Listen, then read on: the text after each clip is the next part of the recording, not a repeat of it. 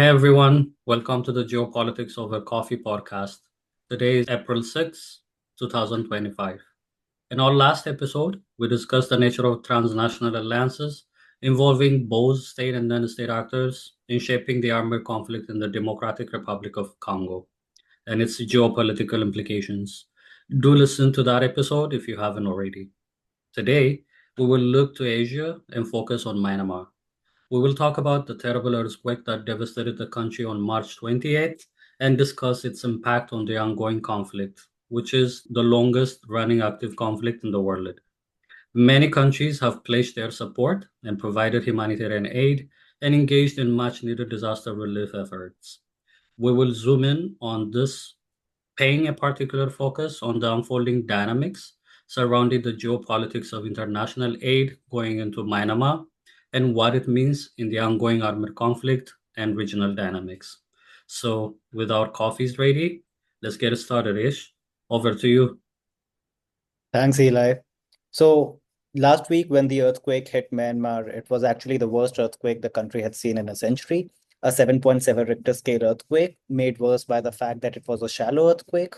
The epicenter was Myanmar's second largest city, Mandalay, but the capital, Naypyidaw, was also within the worst affected area. So far, 3,000 plus deaths have been reported already, with thousands still feared trapped. And so we see a lot of international aid has already started pouring in. The Americans, the Europeans, the Chinese, Russians, Indians, and of course, people from Southeast Asia are all there in full flow.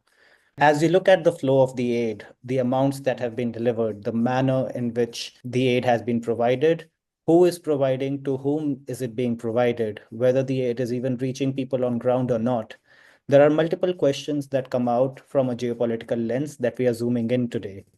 Before we start talking of Myanmar, why don't we talk a little bit about the geopolitics of humanitarian aid in general? My understanding has been beyond the initial humanitarian relief efforts, it is likely that most of the aid in Myanmar is also a tool for regional and global actors involved.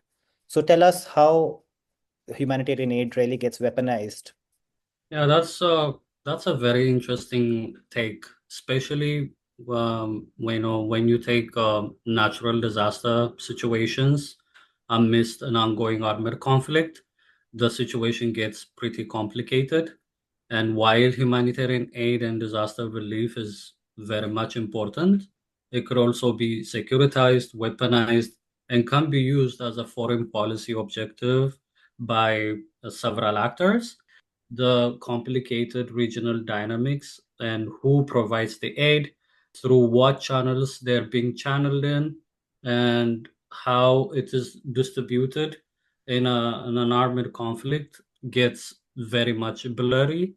So I want to go back to what makes Myanmar case interesting, and I want you to talk about who are the most prominent humanitarian aid supporters and actors when it comes to Myanmar is? Well, there are Mhm, multiple actors present on ground in Myanmar who mhm, have historically provided a lot of aid. mhm, Myanmar has been receiving aid towards an upwards of $300 million annually. And mhm, if you try to segment the donors, you can sort of club them into some broader blocks. On the first side is, of course, Western Bloc. I'm calling it a British-led bloc because Myanmar is a former British colony. The mhm, Americans, the Europeans, the Japanese, and the Australians, the developed bloc essentially has had coordinated sort of moves in terms of providing aid to Myanmar. USAID, mhm, of course, before its shuttering down by the Trump administration, accounted for 40 to 45% to 50% maybe also of mhm, all the aid that came into Myanmar. But if you look at the other side, you can talk about the regional actors, the Russians, the Indians, and the Chinese. mhm, They are interesting because, unlike the West, which has a very clear political side that they pick within Myanmar and have historically been supporters of the National Unity Government, which is the current government in exile, the Russians, mhm, the Indians, and the Chinese have typically played to both sides of the aisle and have been major supporters of the military junta. And economic development projects are also being funded by these guys. On the third interesting. side, in terms of the blocks, is ASEAN, which is, of course, the regional body to which Myanmar belongs. The Mhm. ASEAN has taken a slightly different approach, but overall, as a bloc, the bloc has shunned the military junta since the coup in 2021. With this earthquake, of course, with Thailand also being close to the worst affected region, you see that there's a lot of aid being poured in by the ASEAN countries, particularly the Thai and the Indonesians. That's interesting. And keeping in theme with our focus of discussion today, so you're basically suggesting that given the geographical proximity of the countries that you mentioned, you see the variation in interest as well, right? That is true. That's definitely true because a lot of the engagement that these countries are doing, especially if you look at the three big neighbors, China, Hmm. Thailand, and India, their engagement with Myanmar is driven more by practical concerns around the stability of the border, the illicit trades that are happening in Myanmar. The Chinese have been particularly vocal about the call centers that have been scamming the Chinese people, whereas Hmm. India has been worried about the narcotics trade. And Hmm. Thailand has been caught up in the crosshairs of both because a lot of these illegal trades have been happening via Myanmar into Thailand. And so they sort of, in a cumulative manner, become a hub together. Hmm. Hmm. So they have their own geostrategic interests that force them to make sure that these countries are on the good books of both sides of the political aisle. And even though I'm saying both sides, I should Hmm. emphasize that Myanmar doesn't have two warring sides in the armed conflict. It has multiple warring sides. That's interesting. And zooming out a bit, focusing on global power competition, how do you see the relations between, China, Russia, and the US when it comes to their policies and their interest in Myanmar and the ongoing armed conflict? When we look at the armed conflict, and if we were to actually zoom out, there's really one common agenda that all of the three sides have in terms of the conflict in Myanmar, and that is stability. Mm. Stability because it's a strain on their resources if they have to provide for aid in Myanmar continuously. We had Secretary Marco Rubio just a couple of days ago saying that we are not the government of the world and we have to balance our interests against everybody else. But as the historical security provider in the region, especially given Myanmar's position in the Bay of Bengal and the Indian Ocean, the Mhm. Americans do want to see stability there. They do not want to see chaos like what is happening in the Red Sea happening in Bay of Bengal.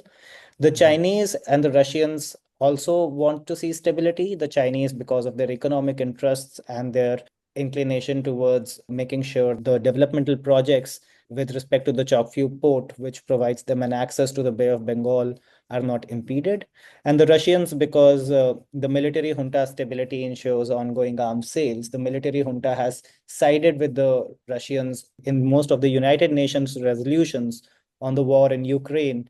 So Mhm. it is a critical ally, and Mhm. any armed conflict right now in Myanmar is weakening the junta. So the Russians definitely want to see stability there as well. But Mhm. beyond that superficial layer of stability, there is very little that aligns the three powers together because Mhm. they all have competing interests. As I mentioned, the Americans are partisan on the democratic side, the Russians are Mhm. partisan on the military side, and the Chinese don't really have a side to pick because they share such a long and porous border that they want to make sure whoever is there is aligned with the Chinese. And this seems to be visible in the current, humanitarian aid and disaster relief that is pouring into Myanmar, right? Like you see China and Russia playing a major part in providing support, sending disaster relief professionals and operators in Myanmar quickly.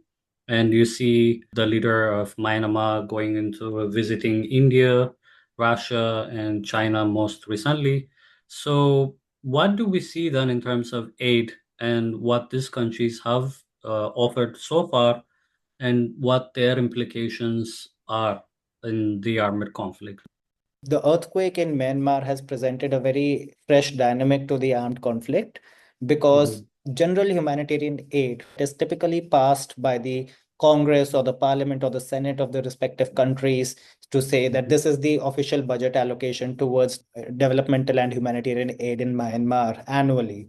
So Mhm. that aid is already announced by each and every country. But this kind of emergency aid, it gives us a better lens because it is sudden, it is Mhm. unforeseen, and this actually shows how much different countries are willing to invest in the geopolitical situation in Myanmar.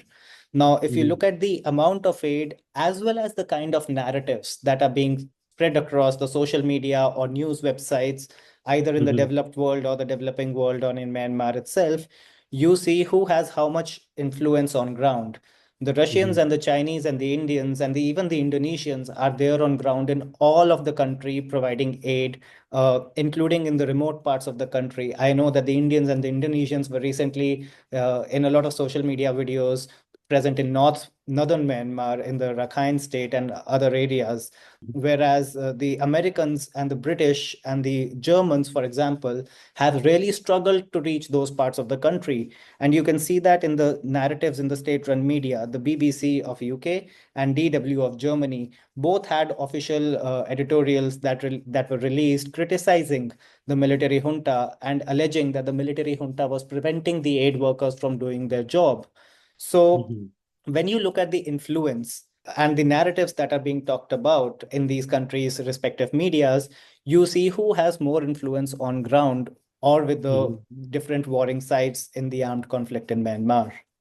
That's interesting and kind of puts into perspective how humanitarian aid can be used to project both soft power, as you said, in framing narratives, and it could also be used as a projection of hard power as well, right? It needs and requires a capacity to project power in a way, the logistics involved, the kind of support that you provide, and also in most disaster and humanitarian situations, particularly in natural disaster situations, the military is deployed by aid providing countries.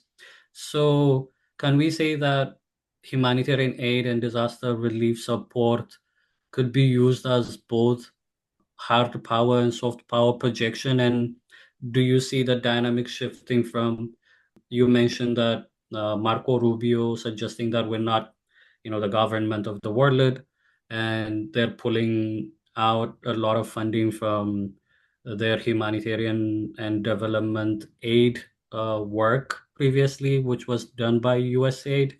And do you see that playing a major impact on projection of soft and hard power and what that means between China and the US when it comes to Myanmar? Is it that visible?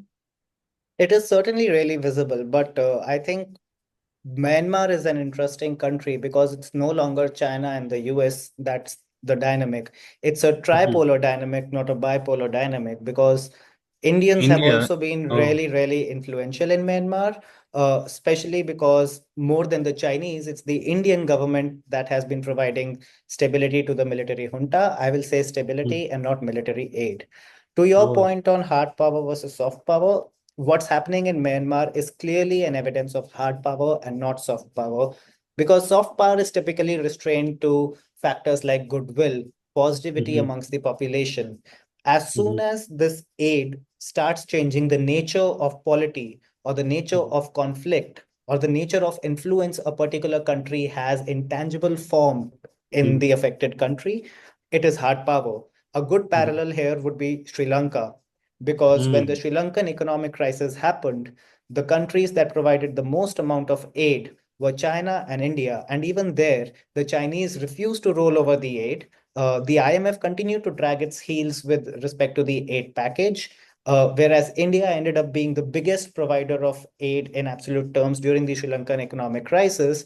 And as a result, you see that just a couple of days ago, the Indian Prime Minister met with the Sri Lankan president right after the BIMSTEC summit, and they signed a defense pact where Sri Lanka guaranteed that it will not allow its territory to be used in activities against Indian security interests. That is an Mhm. evidence of hard power. Even in case of Myanmar, before the Arakan army actually launched its most recent offensive in the Rakhine state, Mhm. the Chowkphu port operated by the Chinese and the Sitwe port being developed by the Indians were largely unimpeded, irrespective Mhm. of who was there in power. These ports have been under development from before the military junta came in Mhm. 2021. They've been actually under discussions when the military junta was there the last time. Then the work continued when the Aung San Suu Kyi led government came into power. The National Unity Government later also continued supporting these projects, and the military Mhm. junta also continues to support these projects. In fact, Mhm. the ethnic organizations who control vast tracts of borders alongside India and China, respectively, also continue to let a lot of these activities go on. And why do they Mhm. continue to let these activities go on, the developmental projects? Because the Mhm. aid that is being provided on both sides. It is an evidence of hard power being displayed by the Indians and the Chinese. I'll Mhm. I think I'm not talking about the Americans here specifically because US aid requires a particular discussion, and the American Mhm. support in Myanmar also requires a specific discussion. Interesting. Yes, we will come back to that. But building on what you've just said on projection of hard power by the Indians and the Chinese, and also we touched about how humanitarian and disaster relief support can be weaponized, politicized, and securitized. Given the earthquake taking place in Mandalay and the other region where the military junta has control The over, capital, the Naypyidaw, essentially the epicenter of the earthquake is in the military controlled region. yes, how is that going to affect the armed conflict and what it means looking forward on, the support that the armored groups get, and also what is its impact on the military situation on the ground? It is hard to say what exactly will happen, but there are a few pathways that you can clearly visualize and identify a few markers that will tell you what is happening on ground going forward. So, since Okay. the worst affected region is controlled by the military, and also the fact that the official state in Myanmar is Mhm. the military junta, the embassies of the countries are located in Naypyidaw, which means that any international aid coming in will most likely be channeled via the military. It is the military junta that is receiving the hard cash of the international aid. The British pledged some 13 million and 6.5 million additionally recently. The Americans have pledged 2 million. The Chinese have pledged some amount. The Indians are not quantifying, but they have also projected a significant amount. And then the Quad separately, which includes India, US, Australia, and Japan, has also pledged $20 million to Myanmar. Most of this money will go to the junta. Now, Mhm. it seems that the junta there was an announcement of temporary cessation of hostilities between all the warring sides, but the junta Mhm. seems to have continued to attack some of these encampments controlled by the rebels. Even after that, the Arakan army definitely came out with a statement like that. Of course, Mhm. it's hard to verify what's going on ground due to the sort of propaganda machinery also working its wheels. But you will see the effects of whether the military junta diverts this aid towards weaponization or whether it actually provides humanitarian aid to the people in the coming months. And that will be an interesting parameter to track. The other Mhm. parameter to track, which is, I think, more critical, is that the public, which is most affected by the quake, Mhm. will be more grateful towards whoever provides the most effective humanitarian aid.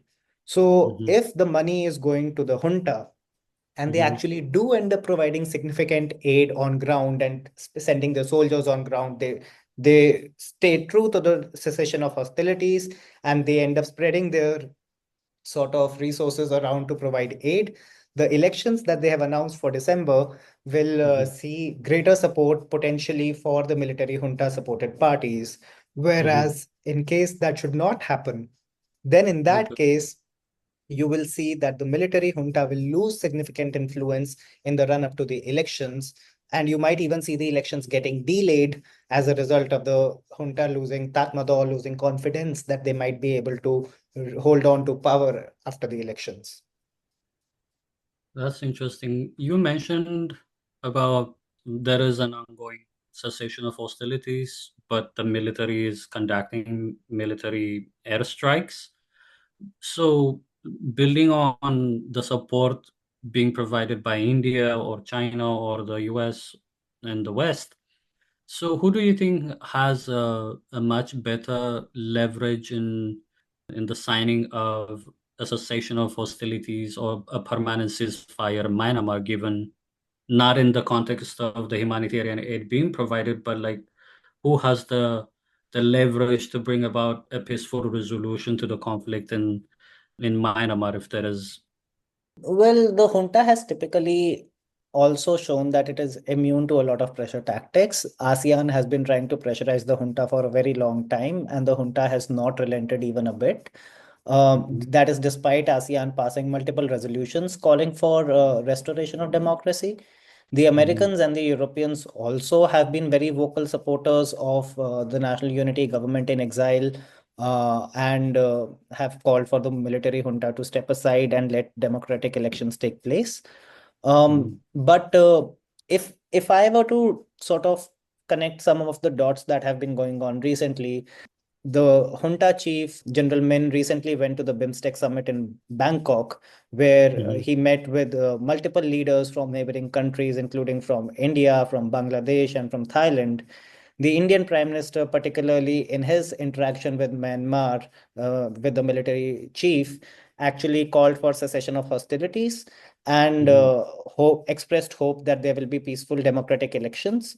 The mhm, chief, in his own readout, also emphasized that there will be elections that will be held in a democratic manner in December.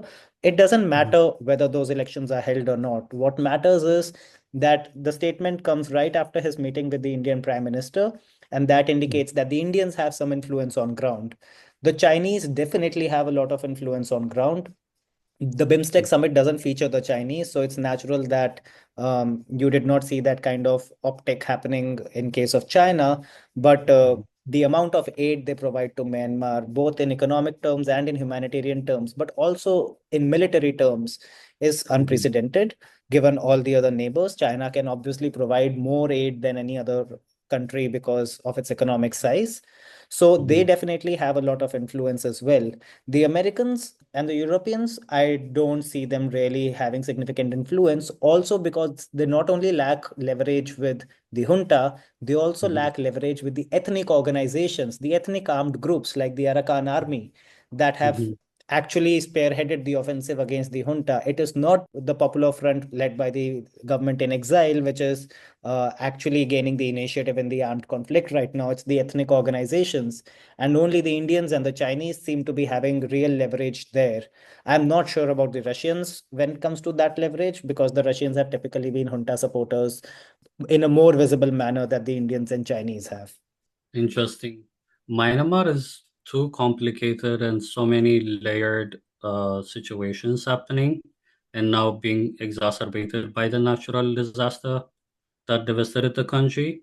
And unfortunately, we may not be able to cover all these interesting aspects of Myanmar in one episode.